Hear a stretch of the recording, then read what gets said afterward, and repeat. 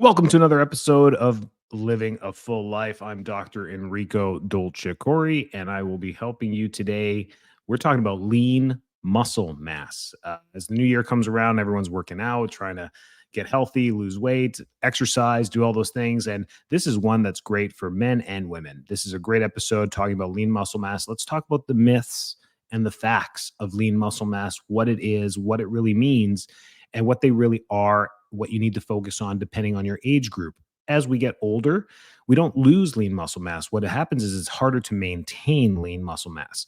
So, what is lean muscle mass? Why should we even focus on lean muscle mass? What do we need to do about our muscles?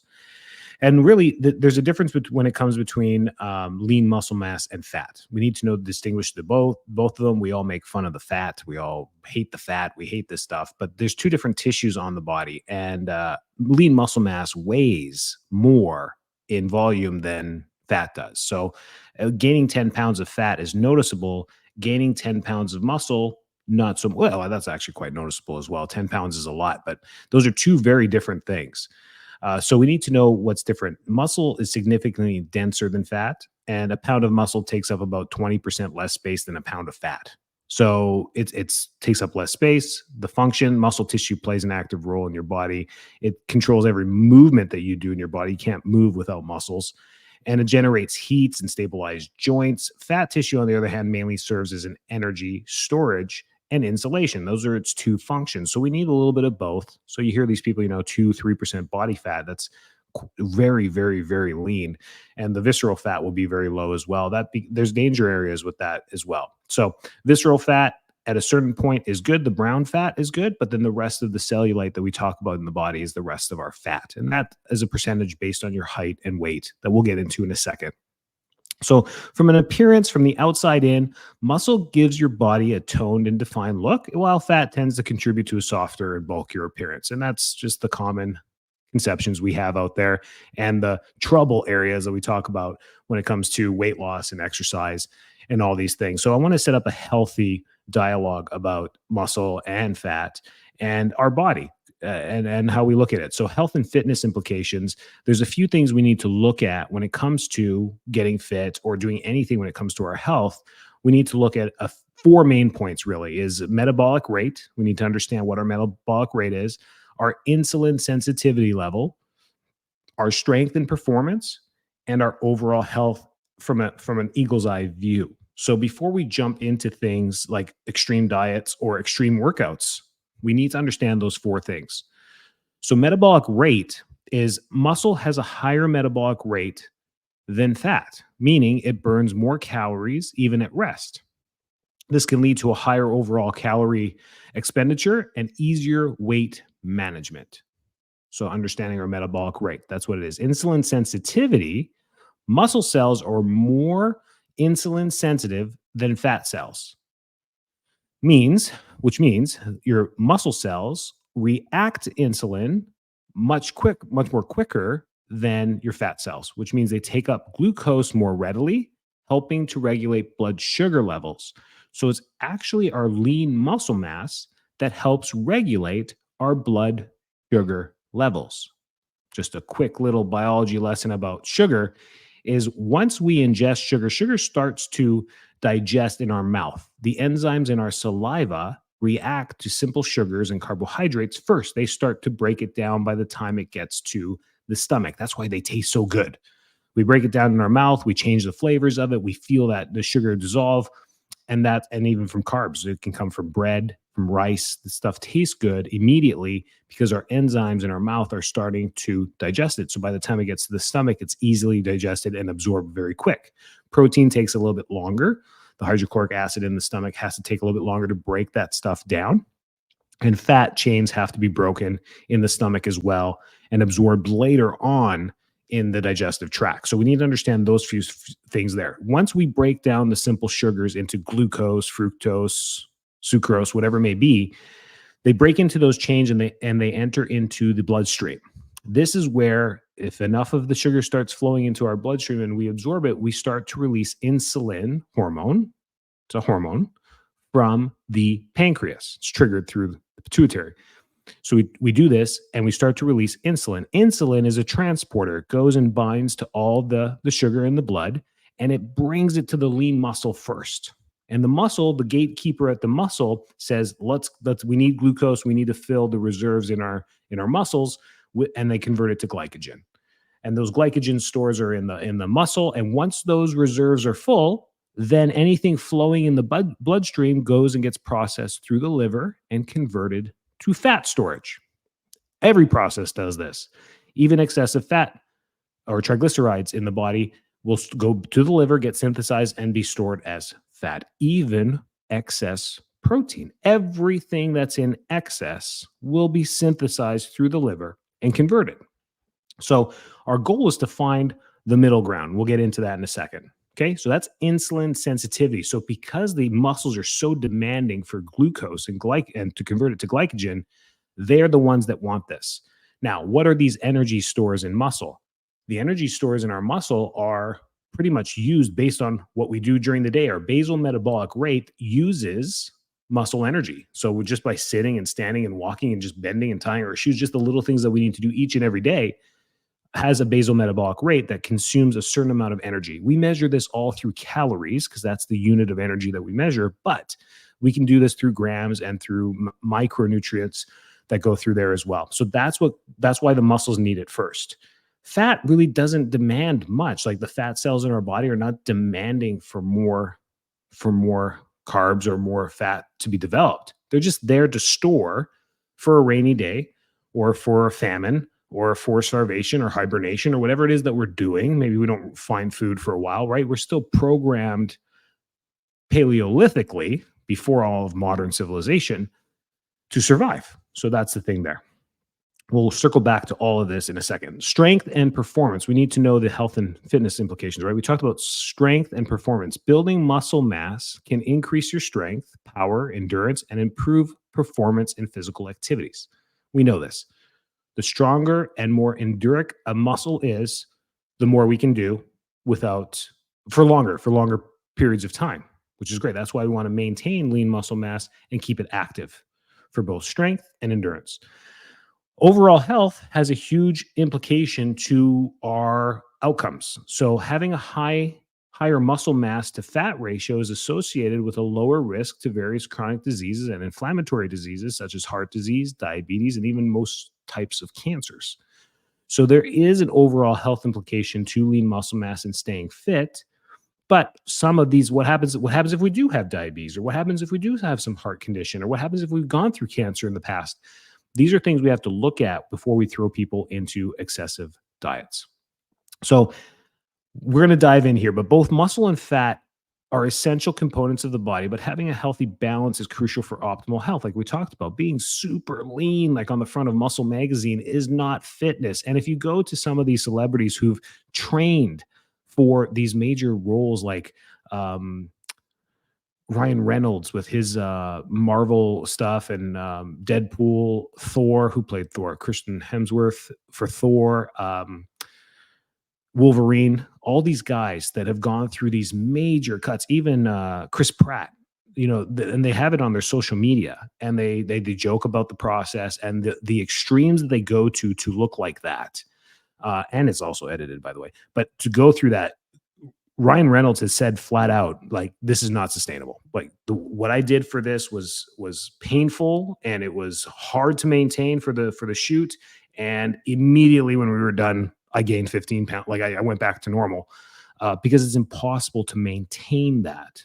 Not impossible, but it's not healthy to maintain that long periods of time. So I may get a couple arguments from this, but I highly doubt it, because that low muscle or body fat ratio is unhealthy. It's hard for the body to stay there. You won't be able to maintain that for long periods of time, for years.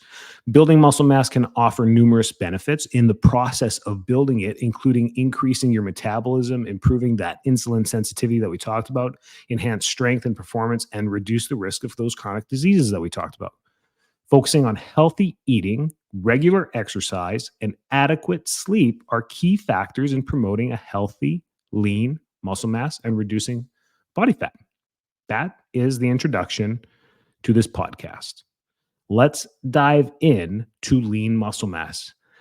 Your age plays a role, whether you're 30 or 60. Those are two ends, the two different ends of the spectrum here. 30 and 60 are different. 30, you're still considered youth, in the youth category, 20 to 30 age. And if you're 60, 60 to 70, you're moving into the geriatric ages. So in between there, I find that 30 to 60 group is, I consider them all equal playing field in there. We're all middle aged and we're playing in that battlefield. So most of these rules apply to that category.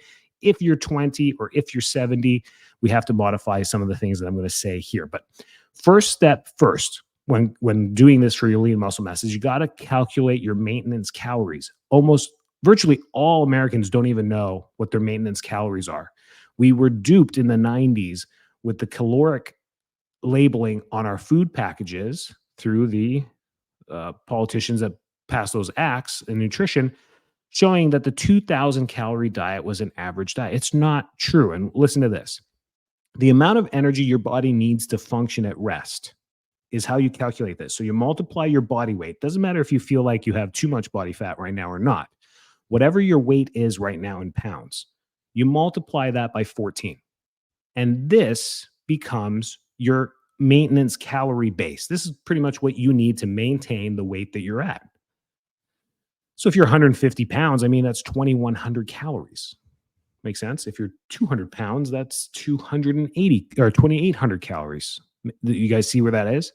So already a 150-pound male and a 200-pound male are both over the 2,000 calorie recommendation that they put out there in the 90s. So we've been messed up. So drop the 2,000 calorie thing and figure out what your number is. Then you need to adjust that. So that is your base caloric maintenance. Caloric maintenance. This is not your basal metabolic rate. This is just your maintenance weight. Just a good mathematical equation for that. That's roughly accurate, very accurate.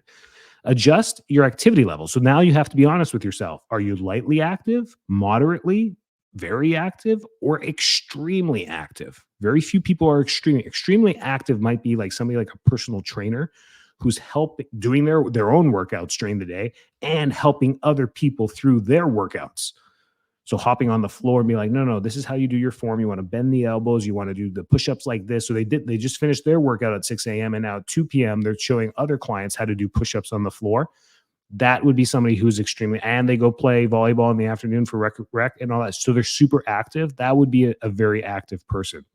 A lightly active person is someone maybe with a desk job that goes for walks daily. Make sense? So that's if you are a no active person, you have to be honest with yourself. Be like, I do nothing. I don't have a dog. I don't walk. I don't do anything. Be honest with yourself. Then that body weight times 14 is your activity level maintenance. That's where you're at. So if you eat more than that, you're going to gain weight. And if you eat less than that, you should lose weight, but you won't. And that's the problem. So understanding that. So for many of you listening, you're going to be lightly to moderately active. A few of you, very active. So here's the calculations. Take that number, and if you're lightly active, multiply it by 1.2. So you're going to add 20% calories to your 2,100 if you're 150 pounds.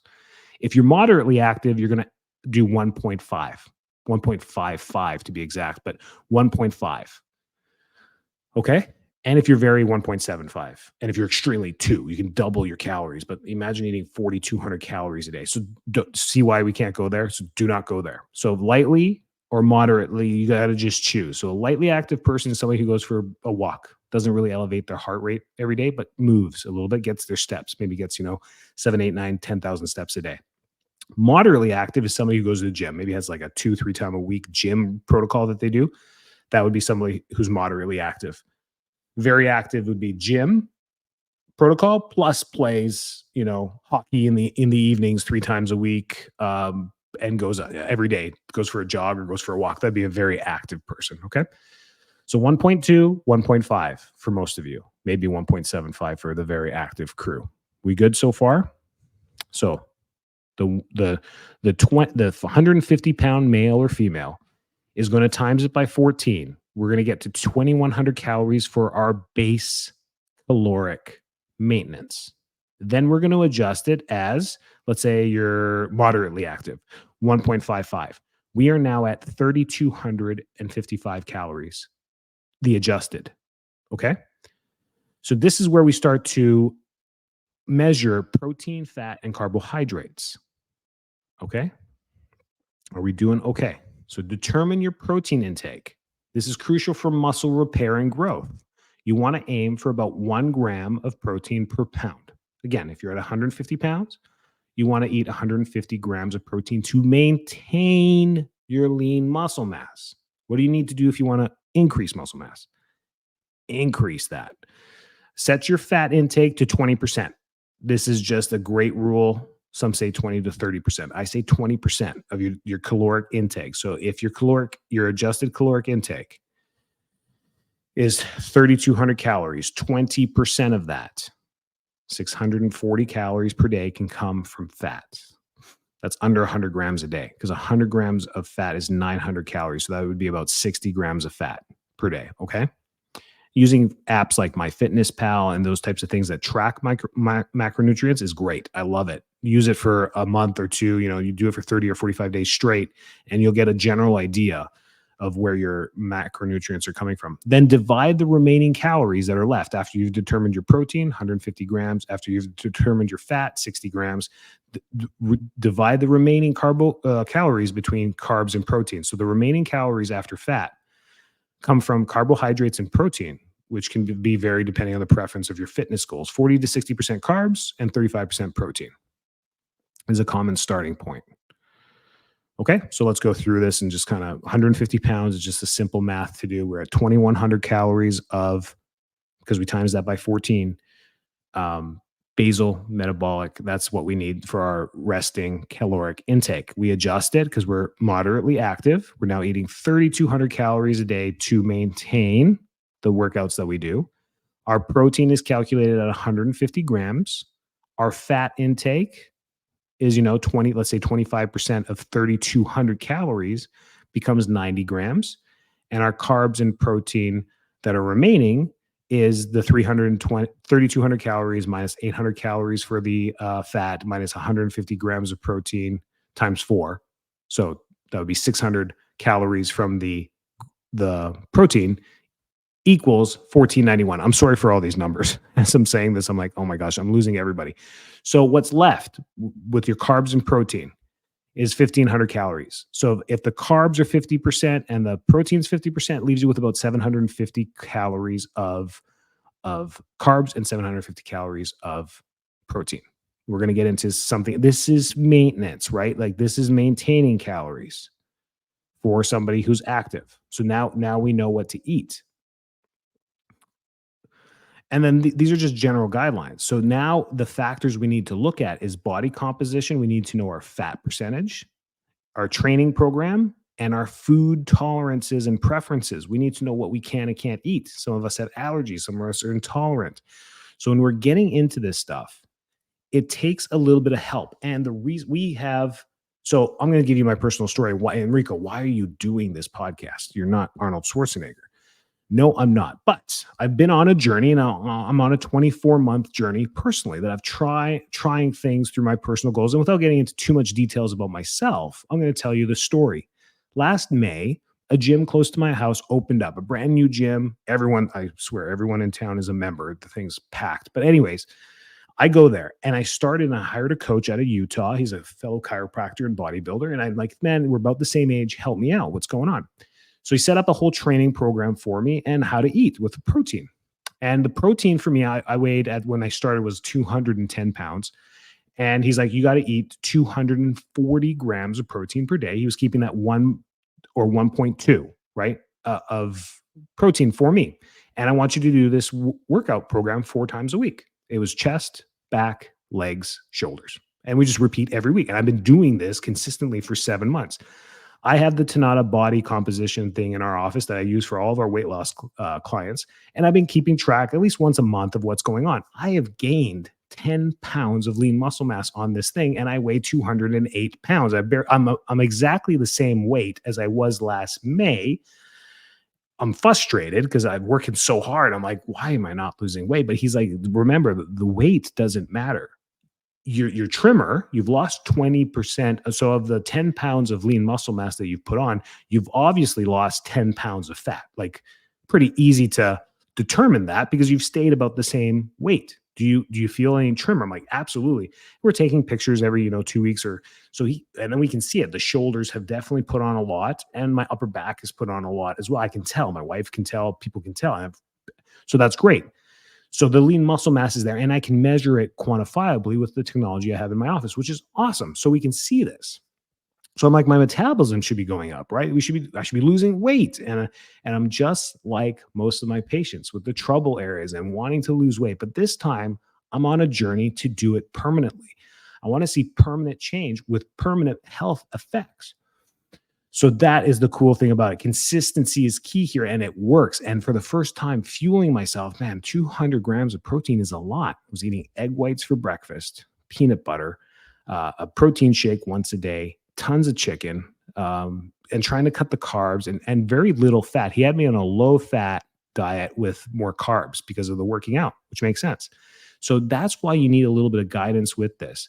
But this podcast was about lean muscle mass, and we need to know those numbers. So I hope we abolished this $2,000 or 2,000 calorie lie that we've been told. It fits no one's diet. Very few people. To hit what you have to be like, what, 139, like exactly 139 pounds, and then your maintenance calories is 2,000. So if you're 139 pounds, I guess you fit that 2,000 calorie maintenance that the government said most people do. That's not true. The average weight of an adult American in America, you ready for this? Is 215 pounds. The average weight of an adult American, adult over the age of 18, is 215 pounds. All of you that are under 150 pounds are like, wait a second, we're bringing that number down. Yes, you are. That just means how many more people are heavier than 200 pounds.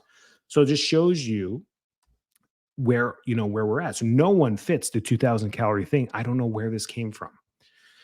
So very, very bad. What that nutritional guideline is for sodium, trans fats, and fats. That's where they got that from. They said, well, listen, at 2,000 calories, no one should be exceeding this much sodium and this much trans fat. And for that, they're absolutely right. They're absolutely right. We should not be eating that much at all. But that is not your base metabolic rate. So really important to know that. Some of you are like, man, I can eat 3,200 calories a day. And like, you have to eat 3,200 calories a day just to maintain what you got. And I've noticed that myself too. I have to eat the food. I got to get that food in. Otherwise, nothing's happening. And it's made a big difference. So now we're into into month 8 of this program. It's a 24-month journey. He told me this takes a year just to get some body composition going. Then we're going to get into other things. So now we've realized, he's like, dude, you're the first person I've helped after 8 months to not shrink. Like you should he's like, you should be there. You should be at the goal that you wanted to be at. Something's going on, and we know what's going on. It's testosterone. We've known this behind, and I have refused to do anything hormonally. It's through food, diet, and exercise my whole life. It's always been, I'm never going to. We got into peptides. So started the whole peptide thing, and I am teetering on TRT through all the groups that I've been in and talking to other doctors and professionals like, Enrico, you're 40, things change. And if you maintain this low 305, 323, free testosterone for years through your 30s, you're on the low end. You really are. And multiple people have told me this, and all of them look at me and they're like, your only option is TRT. So I'm thinking about it, but that's where we're at with this. So these are the limits of matter, right? The limitations of our matter, of our body. It's just the way, and you got to listen to these things. Now, do I want to compete? Do I even want to do TRT? Do I want to do any of this stuff? Do I care? No. My heart's healthy. I'm healthy. My blood work's healthy. Why would I want to mess with this stuff at all? And I don't have symptoms. My energy's good. All that stuff's good. So I'm giving you my personal story about this. I'm 40. I'm in the middle of the crowd. I think I'm relatable when it comes to this. But that's my story, and it's very different than your story. So knowing the math and having someone guide you and help you can do that. I am by no means an expert, but we always help our patients through this stuff, and we can guide you in the right direction with personal trainers, nutritionists outside of our office, and through our network around the country that we can help you get the goals that you're looking to get to. So if you have questions about this stuff, not only do we do it personally, but we help tons of people through our practice do this as well. And we love answering these types of questions. It's fun to help people along their health journey. And our number one goal, my number one goal through even this podcast, is to do it healthy, naturally, and in excellence. That's how we want to follow the path of our health. So get out there, do what you love. That's how you're going to stick with it. I don't love the gym. The thing that got me sticking to this is he's like, I don't want you running or doing excessive cardio or anything aggressive. I was like, really? So what do I do? He's like, you do the four workouts in the gym. Takes you about 30, 40 minutes each. And then I want you to get on the treadmill and walk with a little bit of an incline for 45 minutes. Do that 4, 5, 6 times a week. I'm like, can I get on the Peloton? He's like, yeah, switch the Peloton for a light bike ride. Stay at 125 beats, 130 beats per minute with your heart rate. Do not excessively work out. I was like, okay, I like this because I hate cardio. So I was like, okay. And it's boring. The treadmill's boring, but I'm getting it done. And that worked for me. See, and we found a program that worked for me, and I actually thoroughly enjoy it. And I've been going 8 months with minimal injuries. My tricep's been a little tight from all the skull crushers, so I stopped skull crushers and switched it with some other stuff. And I'm a chiropractor, and I know how to heal the stuff, so I can get through them. But that's my story. And I'm working through it and through my journey. And I thought if I did a couple podcasts through the year, keeping you updated about it, maybe it motivates some people to stick with it as well. But if you have questions, we're here for you. info@fulllifetampa.com. That's where Living a Full Life podcast is stationed. Anywhere in the country, reach out to us. We got tons of providers now all over the place that can help you. Stay well, stay healthy, and have a great week.